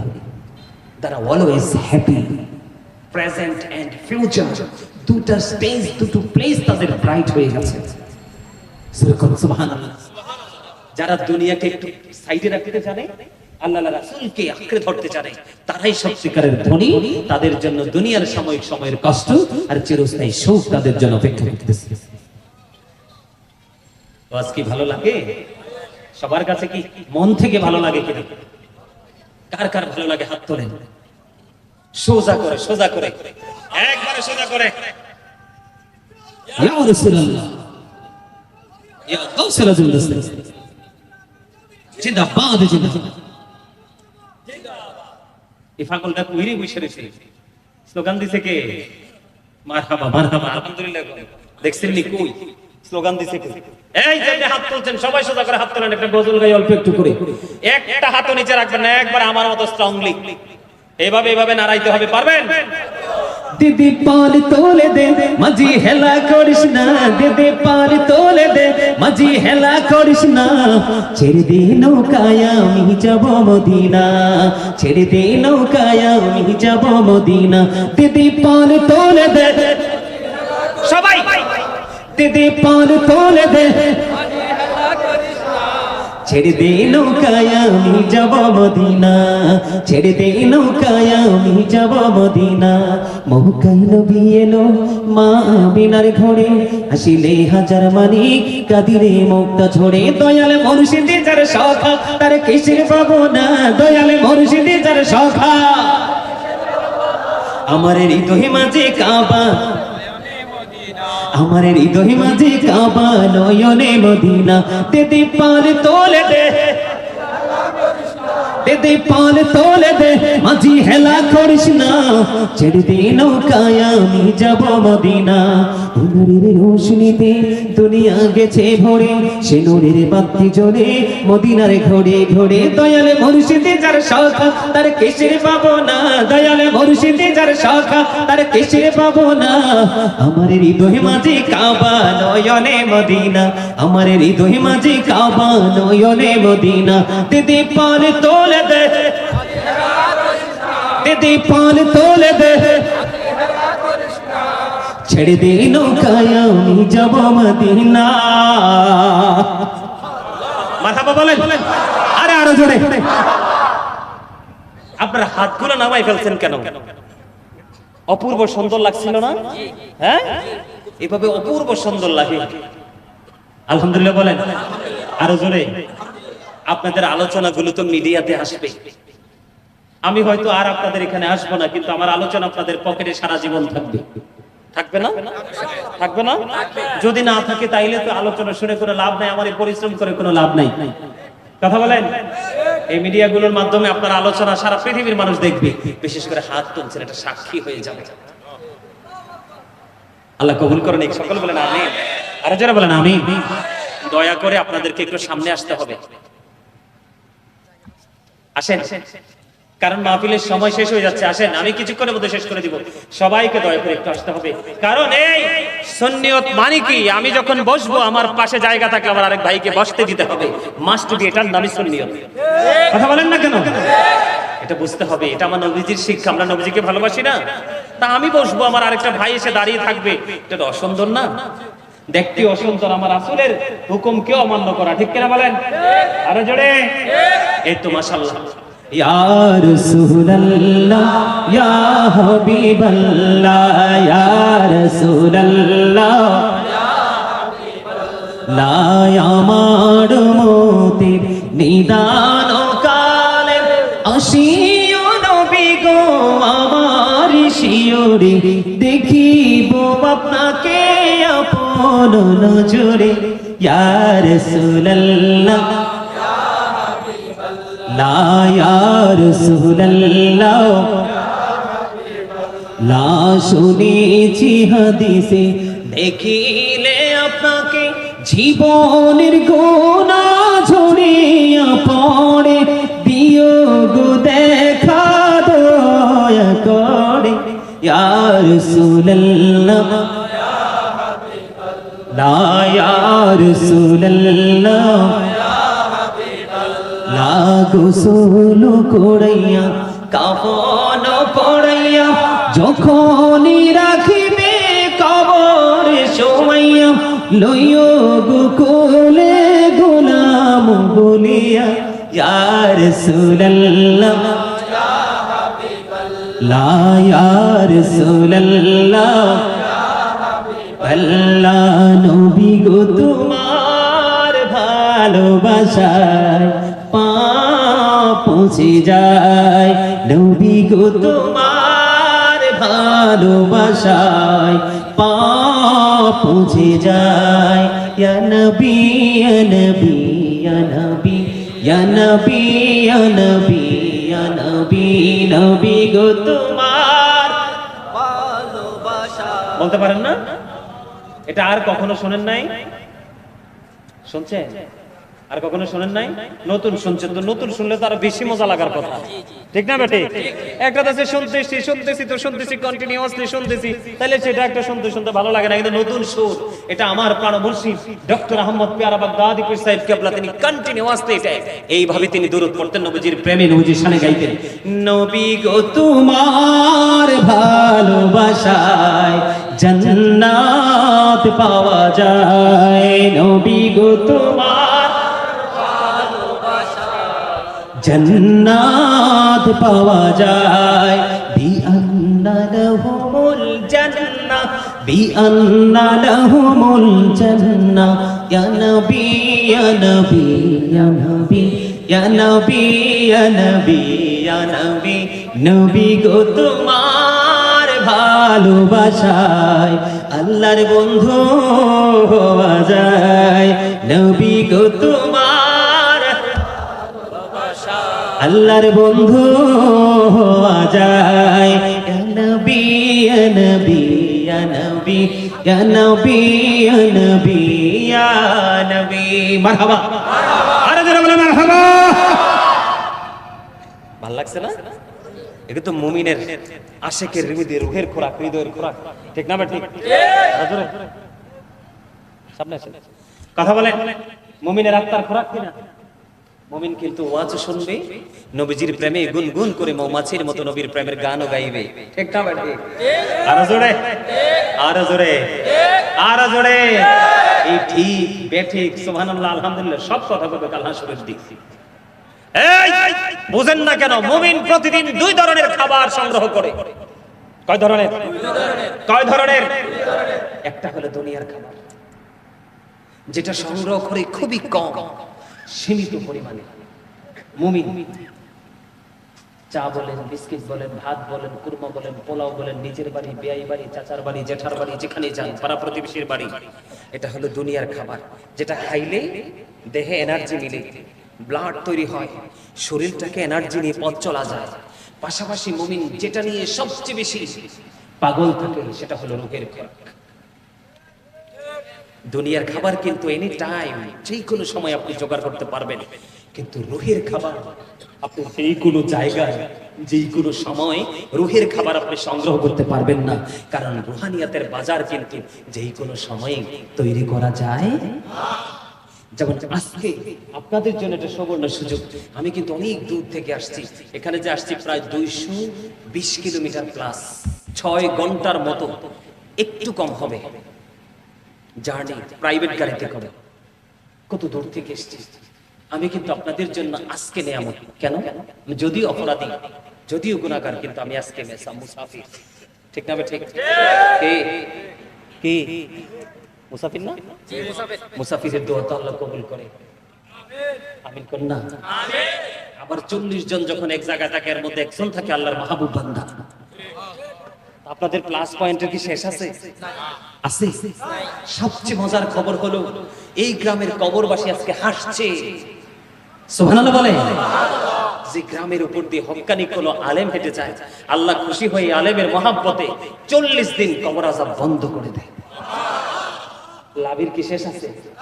এই জন্য শুরুতেই বলেছিলাম, আপনাদের কি মনে আছে যে সেন্সলেস যারা, তাদের হৃদয় পর্যন্ত আজকের বক্তব্য পৌঁছাবে না, কিন্তু সেন্স এবিলিটি সম্পন্ন পারসন, তার মানে বিবেকবান বুদ্ধিমান যারা, তার আগে থেকেই প্রস্তুত।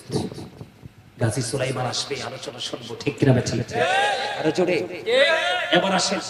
আর অন্যদিকে যেতে চাই না, আলোচনা ক্লোজ করতে হবে, কারণ আমাকে কালকে যে আবার জুম্মা পড়াইতে হবে। আমার মন কিন্তু ভালো ছিল না, আমি কিন্তু আজকে চলে যেতাম। এমন রাগ আমার শরীরে আসছে, কিন্তু চিন্তা করলাম আজকে যদি আমি চলে যাই, আপনারা মাহফিল কমিটিকে বলবেন চিরদিনের জন্য তাদের গায়ে একটা রেড চিহ্ন থাকবে। আমি তাদেরকে কলঙ্কিত করতে চাই না। আমি কিন্তু ঠান্ডা, অনেক ঠান্ডা মানুষ, কিন্তু রাগ উঠলে শেষ। আমি আপনাদের চট্টগ্রাম থেকে মাহফিলে এসে মাহফিল কমিটি একটু 19-20 করার কারণে আবার সোজা চলে গেছি কুমিল্লা, ওয়াজ করে নেই। আমার জীবনে কোনো ব্যাড রেকর্ড নাই, একটা আছে।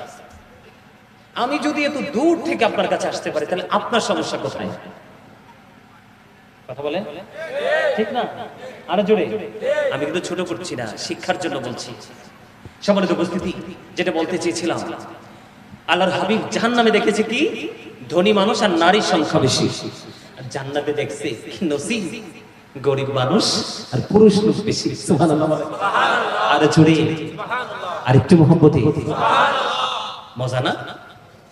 গরিবরা জান্নাতে বসবাস করার বয়স 500 বছর হয়ে যাবে, আর গরিব ধনীরা হিসাব নেওয়ার জন্য প্রস্তুতি নিবে। এখন আপনাদের এলাকায় ধনী মানুষ থাকলে অনেকে ভাবতে পারে যে হুজুরের ধনী লোকেদের সাথে কেন এত ঝগড়া বা শত্রুতা। আসলে সব ধনী মানুষ এক নয়। আমার জীবনে এমন ধনী দেখছি যাকে দেখলে শিক্ষার শেষ নেই। আল্লাহ আমাদেরকে সেই ধনী বানার জন্য কোন আমিন। আমার ছোট্ট একটা টপিক বাকি আছে, সেটা হলো মা বোনেরা। কারণ নারী হচ্ছে সম্মানী, ঠিক কিনা বলেন? তাদেরকে শিক্ষা দেওয়া আমাদের জন্য বড় দরকার। নারীদের পর্দা কেমন জানেন? মাথা থেকে পা পর্যন্ত ঢেকে রাখতে হবে। মোটা কাপড় দিয়ে, ভারী কাপড় দিয়ে, পাতলা কাপড় নয়। আমার আপনার প্রাণের রাসূলের সামনে দিয়ে আবু বকরের কন্যা আসমা হেঁটে চলে যায়। আমার নবীজি তাকে দেখে মুখটা ঘুরিয়ে নিলেন। আমার প্রাণের রাসূলের পবিত্র চেহারা মোবারক তিনি উল্টো দিকে ঘুরিয়ে নিলেন। কেন কেন? ইয়া রাসূলুল্লাহ, ইয়া হাবিবাল্লাহ, ইসলামের প্রথম খলিফা হযরত আবু বকর। কিন্তু সেই আবু বকরের কন্যা, আপনারা জানেন কিনা জানি না, আপনার আমার প্রাণের রাসূল তিনি কি করলেন? মসজিদ থেকে এক হাতে ধরলেন আবু বকরকে, আর এক হাতে ধরলেন হযরত ওমর। এই দুজনকে ধরে হাঁটছেন আর বলছেন, আজকে আমি দুজনকে নিয়ে যেমনি ভাবে মসজিদে প্রবেশ করেছি, তোমরা দেখতে পাবে ওই কাল হাসরের দিন দুজনকে নিয়ে আমি এমনি ভাবে জান্নাতে ঢুকবো। আর সরে বলেন না সুবহানাল্লাহ। সেই আবু বকরের কন্যা আমার নবীজির চেহারা মোবারক উল্টো দিকে ঘুরিয়ে নিলেন। কেন কেন রে?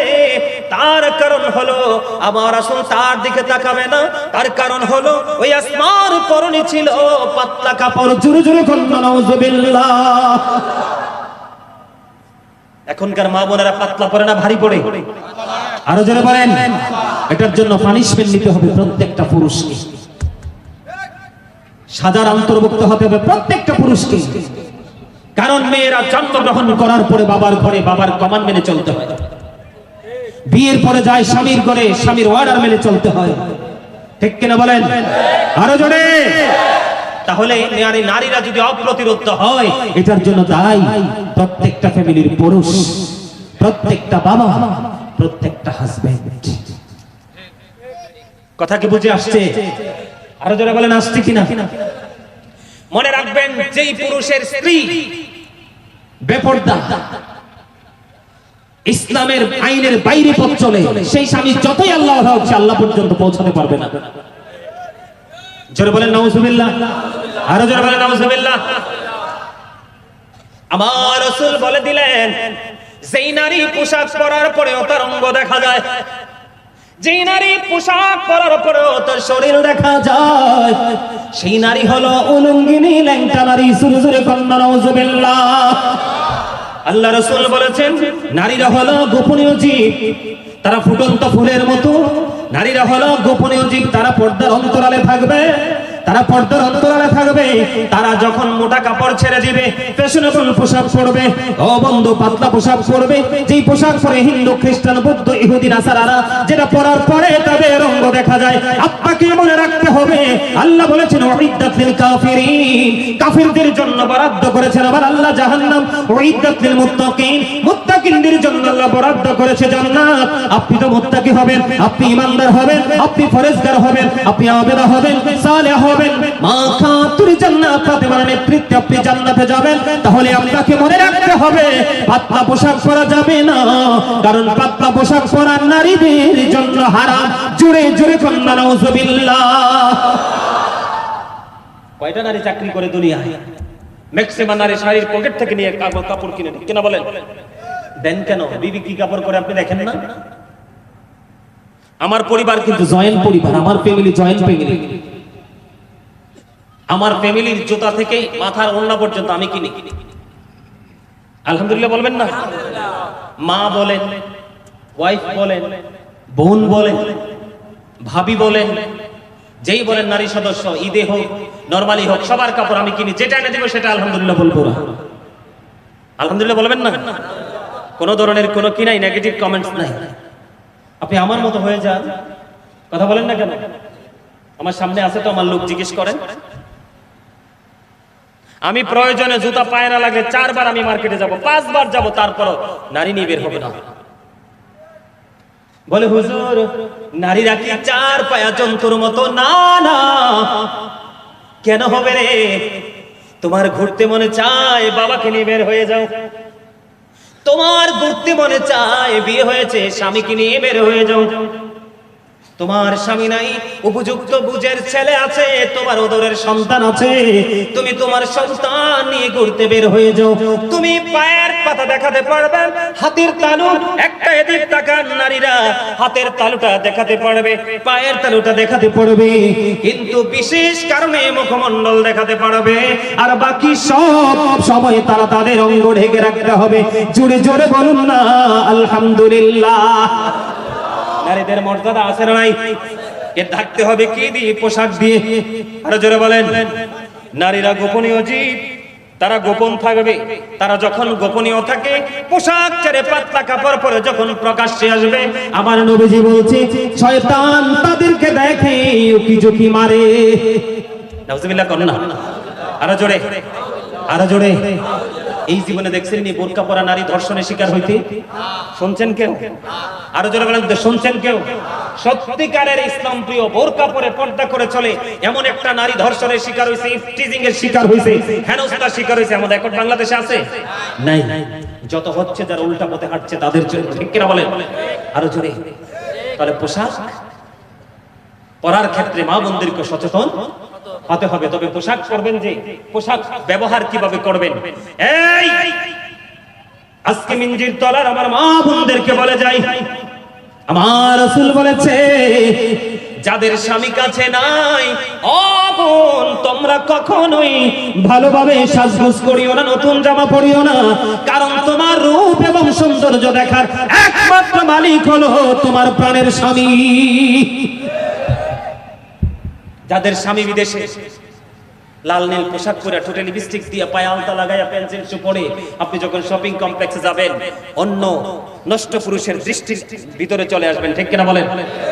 পুরুষেরও মন মানসিকতা নষ্ট হবে, আপনি ওই আপনার ইজ্জত চলে যাওয়ার সম্ভাবনা থাকবে। শুধু কিসের কারণে? পোশাকের কারণে। কিসের কারণে? আরো জোরে বলেন, কিসের কারণে? পোশাকের কারণে। তাহলে পোশাকের সৎ ব্যবহার করতে হবে কি হবে না? আরো জোরে বলেন। এটার দায়িত্ব নিতে হবে কাকে? বাবা মা বলে কথা নাই, পুরুষকে হতে পারে ভাই, হতে পারে বাবা, হতে পারে চাচা, হতে পারে জাটা, যে কোনো পুরুষ সংসারে দায়িত্বে থাকবে, যে যার নেতৃত্ব দিবে তাকে দায়িত্ব নিতে হবে, ঠিক কিনা বলেন? আরো জোরে কথা বুঝতে পারছেন? তাহলে আমাদের এই আইন মানতে হবে কি হবে না? হ্যাঁ, কি হবে কি হবে না? কিন্তু কথা হইল যাইয়া, এই এখনকার মেয়েরা জিন্স প্যান্ট পরে কি পরে না? আরো জোরে বলেন। যেই নারী পুরুষের পোশাক পরবে আর যেই পুরুষ নারীর পোশাক পরবে, উভয় দলকে আমার রাসূল লানত দিয়ে গেছেন, অভিশপ্ত করে গেছেন। নাউযুবিল্লাহ বলেন। যেই নারী পুরুষের পোশাক পরে পুরুষের মতো চলে, ওই মহিলাকে বলা হয় মর্দ মহিলা। ওই মর্দ মহিলার জন্য জাহান্নাম বরাদ্দ, আর জাহান্নামের মধ্যে সবচেয়ে নিকৃষ্ট একটা খাবার বরাদ্দ, যেটার নাম হলো তিনাতুল খাবাল। ইয়া রাসূলুল্লাহ, ইয়া হাবিবাল্লাহ, নবী গো, এই তিনাতুল খাবালটা কি গো? আমার রাসূল বললেন এই তিনাতুল খাবালটা হলো আরেকটা জাহান্নামের নিংড়ানো রক্তপুঞ্জ। ও মামা, ওয়াজ তো বুঝে না। নাউজুবিল্লাহ তো সবাই চিৎকার মেরে বলার কথা, এত জোর এত আস্তে বলা হবে না, সবাই জোরে বলেন নাউজুবিল্লাহ। আপনারা কি একটু বুঝতে পারছেন আমার কথা? আরে আমার কথা না তো, এটা আমার নবীজির কথা। নবীজির কথা বিন্দু পরিমাণ সন্দেহ করা যাবে না? আরো জোরে বলেন যাবে। হযরত মুহাম্মদ সাল্লাল্লাহু আলাইহি ওয়াসাল্লাম was born in Arab country. His father's name was Abdullah. His mother's name was Amina. His father died before he was born. He lost his mother in his childhood. He was very truthful. আপনার আমার বাবা মা কেউ না থাকার কারণেও, তারপরেও he was very truthful. আপনার আমার প্রাণের রাসূল ছিলেন শ্রেষ্ঠ সত্যবাদী। এত আস্তে সুবহানাল্লাহ। আমার নবী ছিলেন শ্রেষ্ঠ সত্যবাদী, আমরা হচ্ছি শ্রেষ্ঠ মিথ্যাবাদী, ঠিক না বেটি? আরো কয় হুজুর ফোন দিছে একজনকে, দরকার আছে তো, আপনি আছেন কোথায়? এ আছি গুনাগুড়ি বাজারে। আমি আছি মিয়ার বাজার। কথা কয় না কেন? বল না না, হ্যাঁ স্যার ঠিক কইছি না? এই আল্লাহ রাসূল বলছে মানুষ হাসতে হাসতে এমন অপরাধ করবে যে অপরাধের কারণে মাশরিক থেকে মাগরিব, তার মানে পৃথিবীর এক প্রান্ত থেকে আরেক প্রান্ত পর্যন্ত যতটুকু রাস্তা সীমা আছে, ঠিক ততটুকু সমপরিমাণ জায়গা জাহান্নামের দিকে এগিয়ে যাবে। আল্লাহ হাবিব বলছেন আমি আমার উম্মতকে মাজায় ধরে ধরে বাঁচাইতে চাই, কিন্তু আমার উম্মত হাত পুশকে জাহান্নামে চলে যায়। কথা কি বুঝতে পারছেন? তার মানে নবীজি উম্মতের মাজায় শক্ত করে ধরে রাখছে, না আমি আমার উম্মতকে জাহান্নামে কোনোভাবেই যেতে দিব না, আমার আল্লাহর আমার স্রষ্টার অবাধ্য কোনোভাবেই আমি হতে দিব না। কিন্তু উম্মত কি করলো? রাসূলকে ওভারটেক করে তার নিজের মতো করে রাস্তা তৈরি করে হাঁটলো। আমার নবীজি বলতেছে তুমি শেষ পর্যন্ত গিয়ে দেখবা অবর্ণনীয় কষ্টের জায়গা জাহান্নাম তোমার জন্য ঠিকানা হয়ে আছে। আর আমার নবীজি যেইভাবে শক্ত করে হাতে ধরেছে, সেই হাতের মুষ্টির মধ্যে তুমি থাকো, আস্তে আস্তে যেতে যেতে তুমি দেখবা তোমার শেষ গন্তব্য হলো ভেরি গুড প্লেস, যেটাকে বলা হয় ইংলিশে প্যারাডাইস, জান্নাত। অবস্থা তুলে দিলেন না সুবহানাল্লাহ। আরেকটু মহব্বতে আরো জোরে। তাহলে নারী এবং পুরুষ উভয়কে পোশাকের সঠিক ব্যবহার করতে হবে। কোন পোশাকটা করা ফরজ আর কোনটা করা হারাম, সেগুলো আমাদেরকে আইডেন্টিফাই করতে হবে। তাহলে আমরা হবো সত্যিকারের মুসলমান। কথা বুঝতে পেরেছেন? মা বোনকে কি কিনে দিবেন? মা বোনেরা কি করতে পারবে না? স্বামী কাছে না থাকলে সাজতে পারবে না। আর আপনারা যারা আছেন বাবারা, তাদেরকেও বলি যে যেই নারীর স্বামী বাড়ি নাই, আপনিও কিন্তু সেই নারীর সীমানায় পাড়া দিয়েন না। এটা আমার কথা নয়, আমার রাসূলের কথা। এই পুরুষের জন্য শর্ত কি? যার স্বামী বা যেই মেয়ের অভিভাবক পুরুষ বাড়িতে নাই, সেই সীমানায় আমি কদম দিব না। আর যেই নারীর স্বামী বাড়িতে নাই, সেই নারীরও মনে রাখতে হবে আমি উত্তম সাজে সাজবো না, আমার বাড়িতে কোনো অজুহাতে কোনো বেগানা পুরুষকে আমি এলাও করব না। তার কারণ আল্লাহ রাসূল বলেছেন যেখানে বেগানা একজন নারী থাকে আর একজন বেগানা পুরুষ থাকে, এখানে থার্ড পারসন থাকে শয়তান। জোরে কান নাউজুবিল্লাহ। আরো জোরে বলেন নাউজুবিল্লাহ। আরো জোরে। তাহলে এই কাজ থেকে আল্লাহ যেন আমাদেরকে বাঁচায় রাখে, সকলে বলেন আমিন। বাঁচতে চেষ্টা করবেন তো? আমার ওয়াজ মনে রাখবেন তো? আপনাদেরকে বলবো বেশি বেশি করে যুবক ভাইয়েরা, বাবারা, আগামী দিন থেকে ছোট্ট ওয়াজ করে যাই, যেহেতু কালকে জমা পড়বেন, এটা একটু বলে যাই। আমাদের বিরক্ত হচ্ছেন না তো? আমি 12টার মধ্যে মোনাজাত দিয়ে দেওয়ার কথা ছিল, 12টার মধ্যে মোনাজাত দিয়ে দেওয়ার কথা ছিল। লং টাইম হয়ে গেছে আমার আলোচনা। আমি ভাবছিলাম আজকে 1 ঘন্টা আলোচনা করে চলে যাব। যেহেতু আপনারা সবাই এসেছেন, আমার মাহফিলের একটা ধরন আছে, যেখানে যাই আমার মাহফিলের একটা ধরন হলো আমি খালি মাঠে ওয়াজ শুরু করব, কিন্তু শেষ সময় ফিলাপ হয়ে যাবে। আলহামদুলিল্লাহ বলেন না? কারণ আমি এখানে শুটিং করার জন্য আসিনি, সত্যিকার অর্থে আপনাদেরকে টিচিং দিতে এসেছি। আমার আল্লাহ জানে আর আমি জানি। এই জন্য পাগলগুলোকে আমার আল্লাহ ঘর থেকে বের করে দিয়েছে, এই যা না কেন, আমার পাগল তো কুমিল্লা থেকে আসছে, তার কাছ থেকে কিছু নিয়ে আসো। দেখছেন মাঠটা ফাঁকা হয়ে গেছিল না? কিন্তু আমার বিশ্বাস ছিল যে একটা সময় মানুষগুলো ছুটে আসবে পাগল হয়ে। সেই আত্মবিশ্বাসটাকে আল্লাহ কবুল করে নিয়েছে। সকল বলুন আমিন, সকল বলুন আমিন, আরো জোরে বলুন আমিন। প্রয়োজনে পিছনের কাপড়টা খুলে দেন অথবা উঠিয়ে দেন, আর কিন্তু সামনে আসতে পারবে না। গরম তো প্রচুর। আর যদি বলি এটা জুলুম হবে, কারণ তারা এমনিতেই গরমের মধ্যে আছে না? আপনারা ভুল করছেন। তো আমি গত প্রোগ্রামে দেখেছি পুরো প্যান্ডেলে ওরা মাহফিল কমিটি ফ্যান দিয়ে দিয়েছে। মাহফিল কমিটি তো আমাকে ছাড়তেই যাইতেছে না। শ্রোতারা তো বলতেছে হুজুর চলতে থাকো কন্টিনিউয়াসলি, কিন্তু আমরা তো আসছি, আবার যাইতে হবে, আবার ডিউটি করতে হবে, জুমা পড়তে হবে, আবার রাতের বেলা প্রোগ্রাম করতে হবে। আমার তো ডিউটি শেষ নাই। এই এদিক তাকান। যেহেতু পোশাক নিয়ে কথা বলছি, আগামী দিন যেহেতু জুম্মা পড়বেন, একটু গভীর ভাবে শোনেন। আল্লাহ রাসূল বলেছেন আল জুমআতু ইলাল জুমআ, হাদিসের ছোট্ট একটা অংশ বিশেষ। এক জুমা থেকে আরেক জুমা যদি আপনি সঠিকভাবে কাজ করতে পারেন এবং কবিরা গুনাহ থেকে বেঁচে থাকতে পারেন, তাহলে এক জুমা থেকে আরেক জুমা পর্যন্ত মাঝখানে সবগুলোর কাফারা হয়ে যাবে দুই দিকের জুম্মার কারণে। জোরে কোন সুবহানাল্লাহ। এই জুমার নামাজ পড়ার পরেও মুসল্লির তালিকায় আসে না। অনেক মুসল্লি আছে বাংলাদেশে যারা বিশেষ করে কমার্শিয়াল। বলবো তারা কারা? বলবো? এগুলো রেকর্ড করে রাখেন। মোবাইলে রেকর্ড না, মোবাইল যে কোনো সময় হারিয়ে যেতে পারে। করেন, সমস্যা নেই, আপনারা ভয় পাইেন না। কিন্তু রেকর্ড দিতে হবে কোথায়? মেমোরিতে, যেটা চিরস্থায়ী মেমোরি, যেটা পৃথিবীর শ্রেষ্ঠ মেমোরি আল্লাহ দিয়ে আমাদেরকে পাঠিয়েছে। ঠিক কিনা বলেন? একদম গভীরভাবে খেয়াল করেন। জুম্মার দিন অনেকে মুসল্লির তালিকায় আসে না, অথচ জুম্মার দিন হলো সাইয়্যিদুল আইয়াম, শ্রেষ্ঠ দিন জুম্মার দিন, যেটা ঈদুল ফিতর এবং ঈদুল আজহা, রোজার ঈদ, কুরবানির ঈদের দিনের চাইতেও দামি হলো জুম্মার দিন। কারণ এটা মুমিনের ঈদের দিন, গরিবের হজের দিন, দোয়া কবুলের দিন। আমিন বলেন। এই জুম্মার দিনে অনেকে মুসল্লি হতে পারে না, নাউজুবিল্লাহ বলেন। যারা কারা? যখন ইমাম সাহেব এই খুতবাটা নিয়ে কি নিয়ে খেয়াল করেন, খুতবাটা নিয়ে যখন সে হুজরা থেকে মসজিদ থেকে বের হয়, অথবা তিনি মসজিদে সুন্নাত নামাজগুলো পড়ে উনি ওনার মিম্বারের দিকে যখন খুতবাটা নিয়ে রওনা হয়, ঠিক তখনই যে মুসল্লিগুলো আসে, তখন তাদের নাম আর শুক্রবারের জুম্মার মুসল্লির তালিকায় তার নামটা আসে না। দুঃখজনক হলেও সত্য। আপনার হাজিরা খাতায় নাম না থাকলে আপনি কি ক্লাসের স্টুডেন্ট? কথা বলেন। আপনি সেই শ্রেণী কক্ষে যে অ্যাটেন্ডেন্স শিট কি আপনার আছে? নাই। বলে হুজুর কেন? বন্ধুরে আমার, এই কারণে যখন খতিব সাহেব খুতবা নিয়ে মিম্বরের দিকে রওনা হয়ে যায় অথবা মিম্বরে দাঁড়িয়ে যায়, তিনি খুতবা দিতে থাকবে, ঠিক তখনই আজকে যে মসজিদের দরজায় যে ফেরেশতারা দাঁড়িয়ে আছে, 1 2 3 4 করে রোল নাম্বার অনুযায়ী মুসল্লির তালিকা করবে। ওই মুসল্লির তালিকা করনেওয়ালা ফেরেশতারা যখন ওই খতিব সাহেব খুতবা দেওয়ার জন্য, খুতবা যখন তিনি বিসমিল্লাহ করে দাঁড়িয়ে যাবে খুতবা দেওয়ার জন্য, ঠিক তখনই কি হয়ে যাবে? ওই ফেরেশতারা তাদের নোটবুক বন্ধ করে খতিব সাহেবের খুতবা শোনার জন্য দাঁড়িয়ে যায়, আর তখনই অসংখ্য হতভাগা মুসল্লি চলে আসে। কিন্তু এটা কোনো অজুহাত না, আরে কোনো কাজে না, সে অজুহাতে। কথা বলেন। আসলে তার কোনো কাজ নেই, কিন্তু একটা অজুহাতে। আর যেই ব্যক্তি ফার্স্ট টাইমে আসবে, মজার খবর শেষ করে দিচ্ছি, বিরক্ত হয়েন না।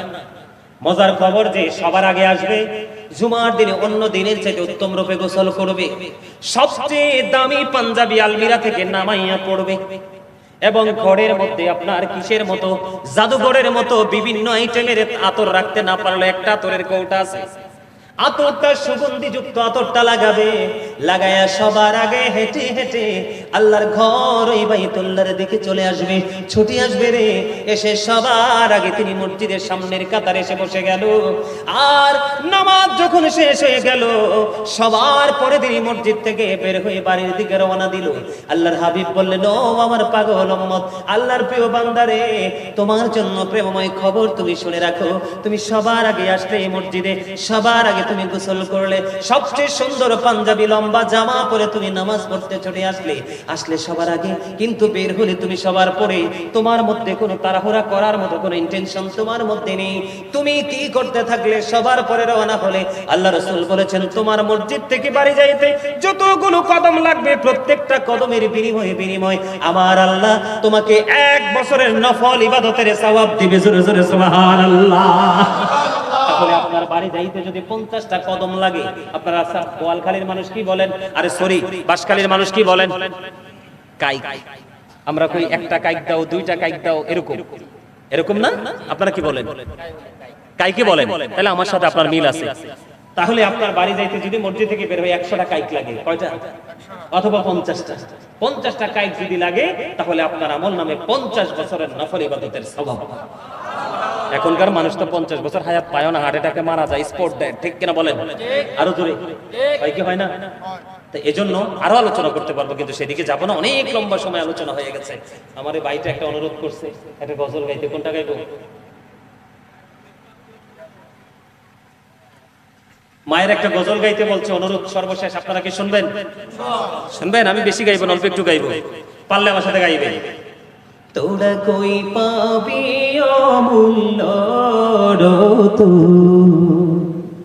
আমার মায়েরই মতন রে, নাই দরদি। তোরা কই পাবি অমূল্য রত, আমার মায়েরই মতন রে, নাই দরদি। বিজা জাগায় মায়ে শোয়া, শুকনা জাগায় আমায় রাইখা গো, অসি কত কষ্ট করলেন মাই, আমার লালনার পালন রে, নাই দরদি। বলেন তোরা কই পাবি অমূল্য রত, আমার মায়েরই মতন রে,